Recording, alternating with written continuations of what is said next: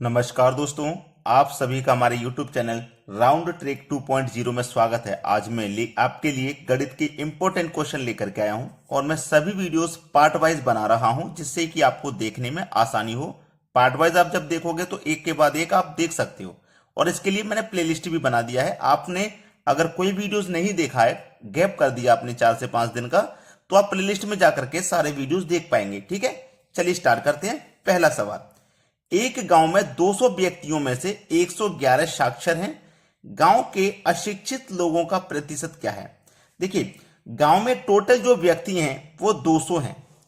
ठीक है, उसमें से 200 में से क्या है, 111 साक्षर हैं। साक्षर का मतलब पढ़े लिखे हैं। ठीक है, 111 साक्षर यानी कि पढ़े लिखे हैं।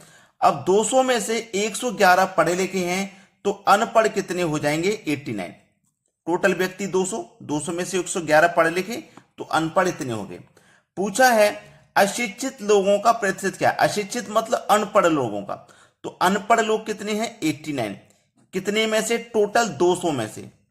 ठीक है, टोटल 200 में से ही तो है 89 अनपढ़, और ये प्रतिशत में पूछ रहा है तो प्रतिशत के लिए आप 100 से मल्टीप्लाई कर दोगे तो देखो 100 से ये 200 दो बार में कट जाएगा और 2 से इससे आप कटाओगे, 2 चौके 8, 2 चौके 8, एक बचेगा 10, 2 पंजे 10, यानी कि 44.5 प्रतिशत।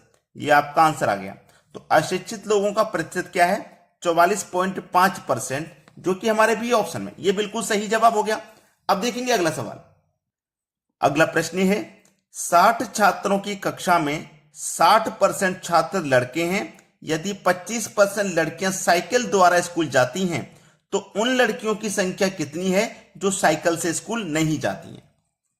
अच्छा सवाल है। 60 छात्रों की कक्षा में, यानी कि एक कक्षा में, एक क्लास में 60 छात्र हैं जिसमें से 60% लड़के हैं। ये टोटल 60 में से 60% लड़के हैं, तो मैं 60 का क्या करता हूं, 60% निकाल लेता हूं जिससे मुझे लड़कों की संख्या पता लग जाए। तो 2 जीरो से 2 जीरो कट जाएंगे, 6 काउंट पे 6 से करो 36। अब मुझे ये पता पड़ लग गया कि लड़के कितने हैं? 36, यानी कि जो बॉय हैं वो 60 में से 36 हैं। अब देखो टोटल स्टूडेंट 60, उसमें से लड़के कितने? 36, लड़के 36। अब आपको अच्छे से पता है कि 60% लड़के हैं, कोई भी संख्या अपने आप में 100% होती है। जब 60% लड़के हैं तो 40% लड़कियां होंगी, ये बात क्लियर हो गई। अब टोटल स्टूडेंट 60 थे जिसमें से 36 आपके लड़के हैं, तो लड़कियां कितनी हो जाएंगी? 24। क्लियर है? गर्ल कितनी हो जाएंगी? 24, यानी कि टोटल लड़कियां 24 हैं। लेकिन ये टोटल के बारे में नहीं पूछा, उसने पूछा है कि लड़कियां साइकिल द्वारा स्कूल जाती हैं कितनी? 25%। 25% जो लड़कियां हैं वो साइकिल से स्कूल जाती हैं। तो हमारे पास लड़कियों की संख्या कितनी है भाई? 24 है। इस 24 का 25% साइकिल द्वारा स्कूल जाती हैं, तो इस 24 का मैं क्या करूंगा? 25% निकाल लूंगा। परसेंट का मतलब बटे में 100। 25 एकम 25, 25 चौके 100, 4 से कटेगा 4 छिंग 24, 6 एकम 6, यानी कि 6 लड़कियां साइकिल द्वारा स्कूल जाती हैं। कितनी? 6। 25% लड़कियां साइकिल द्वारा स्कूल जाती हैं, 25% का मतलब 6 लड़कियां साइकिल द्वारा स्कूल जाती हैं। तो उन लड़कियों की संख्या कितनी है जो साइकिल से स्कूल नहीं जाती? भाई टोटल लड़कियां 24 थी जिसमें से 6 लड़कियां साइकिल से स्कूल जाती हैं, तो मैं उन्हें माइनस कर दूंगा तो मेरे पास बचेगा 18, यानी कि 18 लड़कियां ऐसी हैं जो साइकिल से स्कूल नहीं जाती हैं। यह हमारा आंसर हो गया 18। सी ऑप्शन बिल्कुल सही है। अब देखेंगे अगला सवाल। अगला प्रश्न है, रामनाथ की वार्षिक आय इतनी है, प्रत्येक माह वह अपने वाहन के लिए इतना ईएमआई का भुगतान करता है, तो उसकी मासिक आय का कितने प्रतिशत ईएमआई में व्यय हो जाता है? ठीक है, कमाई कितनी है उसकी, आय कितनी है? इतनी है। 24, 1 2 3 4 5, यानी कि इकाई, दहाई, सैकड़ा, हजार, दसिया, लाख, 10 लाख, यानी कि 24 लाख उसकी आय है। 24 लाख। ठीक है, 24 लाख उसकी आय है। ये इतना वो कमाता है। कब कमाता है? वार्षिक आय है, यानी कि एक वर्ष में कमाता है, 12 महीने में। तो 12 से हम डिवाइड कर देंगे तो एक महीने की आय निकल के आ जाएगी। 12 दुने का 24 और ये 5 जीरो, 1 2 3 4 5, इकाई, दहाई, सैकड़ा, हजार, दसिया, लाख, यानी कि 2 लाख रुपए वो महीना कमाता है। ये एक महीने की आय निकल के आ गई। वो कह रहा है कि प्रत्येक माह वह अपने वाहन के लिए 40,000 रुपए की ईएमआई भरता है। ठीक है, 40,000 रुपए की वो ईएमआई भरता है हर महीने। तो हर महीने वो कितना कमाता है भाई? 2 लाख रुपए कमाता है और उसमें से 40,000 की वो ईएमआई भर देता है। ईएमआई भर देता है ना। 2 लाख रुपए कमाए, 40,000 रुपए उसने ईएमआई पे खर्च कर दिए। तो यही तो पूछा उसने कि प्रतिशत में पूछ रहा है कि कितना भुगतान कर रहा है वो ईएमआई में। ईएमआई में 40,000 का, अगर वो रुपए में पूछता ना कितना भुगतान कर रहा है तो आप सीधा सीधा बता रहे हो 40,000, लेकिन उसने पूछा है कितना प्रतिशत, तो 100 से आप मल्टीप्लाई कर दोगे। तो 1 2 3 4, 1 2 3 4 जीरो कट गए और 1 जीरो से ये जीरो कट गया 1, 2 से 4 कट जाएगा 2 बार में, 2 का मल्टीप्लाई 10 से कर दो तो 2 का मल्टीप्लाई 10 से कर देंगे तो कितना आ जाएगा 20। कितना खर्च कर रहा है वो ईएमआई पे? 20%। भाई 2 लाख रुपए महीने कमाता है, 40,000 रुपए वो खर्च कर रहा है ईएमआई पे, तो 20% खर्च कर रहा है। पहला ऑप्शन बिल्कुल सही है। अब देखेंगे अगला प्रश्न। अगला प्रश्न है 24 के 3/5 का 40% क्या है? 24 के का मतलब मल्टीप्लाई, का की के इनका मतलब मल्टीप्लाई होता है, 3/5 है। वे का मतलब मल्टीप्लाई, कितना? 40%। परसेंट का मतलब आप जानते हैं बटे में 100 होता है। अब इसको हल कीजिए, ठीक है। इसी को हमें क्या करना है? हल करना। देखो 0 से 1 जीरो ये कट जाएगा, ठीक है। 0 से 1 जीरो कट गया। अब यहां पे क्या होगा? इनका मल्टीप्लाई कर लो। आप क्या करोगे? इनका आप मल्टीप्लाई करोगे, नीचे नीचे या फिर आप मल्टीप्लाई कर लो, ठीक है। जैसे कि नीचे नीचे मैं क्या करूंगा, 2 से कट जाएगा, देखो मैं 5 बार में, 2 से कट जाएगा 2 बार में, 2 बार में कट गया ना। अब देखो 5 का 5 से मल्टीप्लाई 25 हो जाएगा, 3 दूने का ये कितना हो गया? 6 हो गया, ठीक है। अब 24 का 6 से मल्टीप्लाई कर लो पहले, 6 चौके 24 का 4 कैरी का 2, 6 दूने 12 और 2 14, बटे में कितना है? 25। 25 से आप इसमें डिवाइड दोगे, ठीक है। कितनी बार में जाएगा?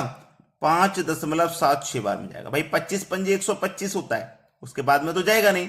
तो एक ही ऑप्शन है जिसमें 5.76 है। भाई 25 पंजे 125, फिर उसके बाद दशमलव लगेगा। ऑप्शन में देख सकते हो कि कौन सी संख्या है जिसमें 5 के बाद दशमलव लग रहा है, तो एक ही संख्या है। ये आपका आंसर हो गया। अब देखेंगे अगला सवाल।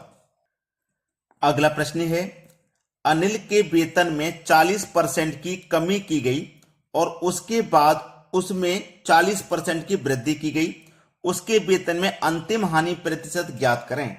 यह बहुत अच्छा सवाल है। देखो यहां पे a प्लस बी प्लस का AB बट्टे 100, ये मैंने बहुत बार आपको बताया है। ये आपका A हो गया, ये आपका B हो गया। पहले क्या किया गया है? 40% की कमी की गई है, तो आपके पास A क्या है? कमी है ना, तो 40 की कमी की गई है तो माइनस करेंगे। फिर 40 की वृद्धि, तो B आपका 40 है लेकिन वृद्धि की गई है ना, तो ये प्लस का रहेगा। माइनस प्लस क्या होता है? माइनस। A आपका 40, B भी आपका 40 बटे में 100, 2 जीरो से आपके 2 जीरो कट गए, 4 चौके 16 हो गया।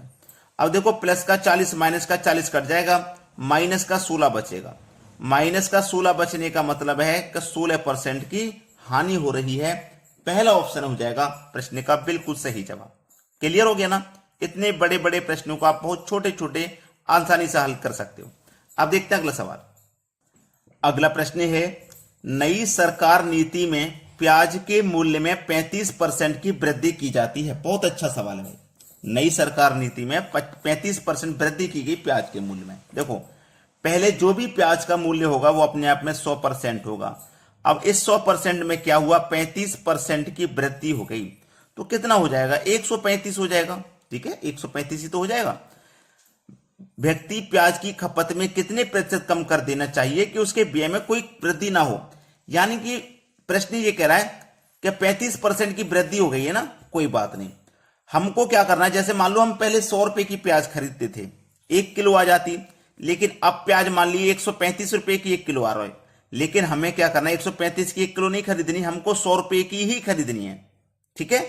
तो हमें चाहे खपत करनी पड़ जाए कम, खपत हमें चाहे कम करनी पड़ जाए, यानी कि हमें तो 100 रुपए की ही चाहिए। पहले 100% था प्याज का मूल्य, 35 बढ़ के 135 हो गया। अब 135 खर्च करना पड़ेगा हमें, लेकिन हम चाह रहे हैं भैया हमें तो 100 ही खर्च करना है, तो कितने की कमी हमको करनी पड़ेगी? तो ये जो 35 है, ये जो 35 है ना, ये जो बड़ा है, इसी की हमें कमी करनी है, ठीक है ना। तो 35 की ही तो कमी करेंगे जो बड़ा है। अगर ये बढ़ता ही नहीं तो हमें कोई कमी करनी नहीं पड़ती। ये बढ़ गया है इसलिए इसकी कमी करनी पड़ रही है। 35 की कमी करेंगे 135 में से, क्योंकि 135 हो गया था ना, तो 135 में से तो कम ही करेंगे, प्रतिशत के लिए आपका 100 से मल्टीप्लाई हो जाएगा ये। ठीक है, चलिए अब इसको कटा लेते हैं ताकि आसानी से आंसर आ जाए। 5 से कटाऊंगा, 5 सत्ते 35, 5 से इसको कटाऊंगा, 5 दूने का 10, 3 बचेगा, 5 सत्ते 35, 7 का मल्टीप्लाई 100 से होगा तो ये 700 हो जाएगा, और बटे में कितना है 27 है। ठीक है, 27 से इसको कटा देंगे, 25.9 में ये कट जाएगा, ये आपका आंसर आ गया। पहला ऑप्शन प्रश्न का बिल्कुल सही जवाब है। अब देखेंगे अगला प्रश्न। अगला प्रश्न है, एक कंपनी का मुनाफा अप्रैल से मई तक 10% बढ़ गया।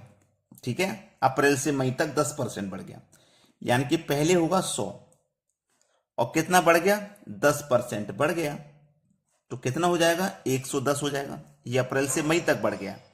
ठीक है, उसके बाद वह मई से जून तक 20% बढ़ गया, मई से जून तक 20% बढ़ा, तो 110 का 20% निकालेंगे तो 22 हो जाएगा, मतलब 22 बढ़ गया। तो 22 बढ़ गया, कितना बढ़ गया भाई 22 बढ़ गया। तो देखो पहले हमारा प्रश्न क्या कह रहा है, उसको अगर आपसे सही ने नहीं पढ़ा तो आप गलतियां कर दोगे। ये बात मैं हमेशा कहता हूं। एक कंपनी का मुनाफा अप्रैल से मई तक 10% बढ़ गया, तो ये अप्रैल हो गया, ये मई हो गया। अप्रैल से मई तक 10% बढ़ गया, तो रुपए में भी कितना बढ़ा 10। अब ये 20% बढ़ा है, तो 110 का मैं क्या करूंगा 20% निकाल लूंगा। ठीक है, 20% का मतलब बटे में 100, 2 जीरो से 2 जीरो कर 11 दूनी का 22, मतलब कितना बढ़ गया 110 से कितना बढ़ गया 22 हो गया। कितना बढ़ गया 22 हो गया। उसके बाद 20% गिर गया, बड़ा नहीं है ये, 20% गिर गया है, यानी कि कम हुआ है। तो 110 में से 22 कम कर देंगे तो 88 हो जाएगा। ठीक है, गिर गया। जून से जुलाई तक 50% बढ़ गया, जून से जुलाई तक 50% बढ़ गया, यानी कि यहां से लेके यहां से 50% बढ़ा है। ठीक है, तो 88 का 50% निकालोगे। ठीक है, 50% का मतलब बटे में 100, 50 से कम 50 दूने का 100, 2 से कट जाएगा 44 बार में। ठीक है, 88 से मतलब 44 का मतलब क्या है 50% बढ़ गया था, तो 88 में हम क्या करेंगे 44 जोड़ देंगे तो कितना हो जाएगा 132। ठीक है, तो अप्रैल से जुलाई तक मुनाफे में प्रतिशत बढ़ोतरी कितनी है। देखो स्टार्टिंग में हमारे पास अप्रैल में 100 था और हो कितना गया है 132, तो 100 से 132 हो गया, कितना बढ़ गया भाई 32% ही तो बढ़ रहा है। तो हमें जो मुनाफा हो रहा है वो 32% का हो रहा है। सी ऑप्शन है प्रश्न का सही जवाब। अब देखेंगे अगला प्रश्न। अगला प्रश्न है, एक आयत की लंबाई और चौड़ाई में +15 का मतलब है वृद्धि होना और -10 का मतलब है कमी होना। ठीक है, बदलाव किया जाए तो आयत के क्षेत्रफल में कितने प्रतिशत का बदलाव होगा। ठीक है, देखिए पहले मान लीजिए जो लंबाई होगी वो 100 होगी और जो चौड़ाई होगी वो भी 100। अब लंबाई में क्या हुआ 15% की वृद्धि, तो 115 हो जाएगी, 115%। इसमें 10 की कमी हो जाएगी तो ये कितनी हो जाएगी 90% हो जाएगी कि नहीं हो जाएगी। इन दोनों का मल्टीप्लाई करके 100 से आप डिवाइड कर दो। ठीक, 0 से देखो ये 0 कट गया, 0 से 0 कट गया ना। 115 का मल्टीप्लाई अगर मैं 9 से करूंगा तो ये 1035 हो जाएगा, और 10 से क्या करना मुझे डिवाइड, तो 1 0 है तो एक संख्या बाद दशमलव लगेगा, यानी कि 103.5। अब कोई भी चीज आपको अच्छे से पता है 100 होती है ना, और 100 से बढ़ करके हो गई 103.5, तो कितनी बढ़ गई भाई 3.5 बढ़ गई कि नहीं बढ़ गई। तो हमारे पास सी ऑप्शन सही जवाब हो जाएगा। कितना बदलाव होगा 3.5% का। चलिए अब देखते हैं अगला सवाल। अगला प्रश्न है, यदि L अनुपात M बराबर 3:5 और M अनुपात N बराबर 2:3 है तो N अनुपात L बराबर क्या। ये है आपका सवाल। देखिए आपके पास L अनुपात M अनुपात N ये दिया गया। L का रेशियो 3 तो 3 लिखेंगे L के नीचे, M का 5 तो 5 लिखेंगे। M का देखो 1 और 2 दिया गया 2, तो M के नीचे ही लिखना है ये 2। ठीक है, N का देखो कितना दिया गया 3, तो N के नीचे लिखेंगे, लेकिन दूसरी लाइन चालू हो गई है तो यहां लिखना है। अब ये खाली संख्या है तो इसके बराबर वाली संख्या उतार दो, ये खाली जगह तो इसके बराबर वाली उतार दो। तो ठीक, 2 तिया 6, 2 पंजे 10, 3 पंजे 15, ये आ गया निकल के। पूछा क्या उसने N अनुपात L, N अनुपात L। N कितना निकल के आया 15, एल है आपके पास 6, कट जाएगा तो कटा दो, 3 से कट जाएगा, 3 पंजे 15, 3 दूने का 6। तो देखो 5:2 किस में है, 5:2 आपके बी ऑप्शन में है। ये बिल्कुल सही जवाब है। तो दोस्तों अगर आपने वीडियो को लाइक नहीं किया तो लाइक कीजिए, और यदि शेयर नहीं किया है तो शेयर कर दीजिए। ठीक है दोस्तों, धन्यवाद।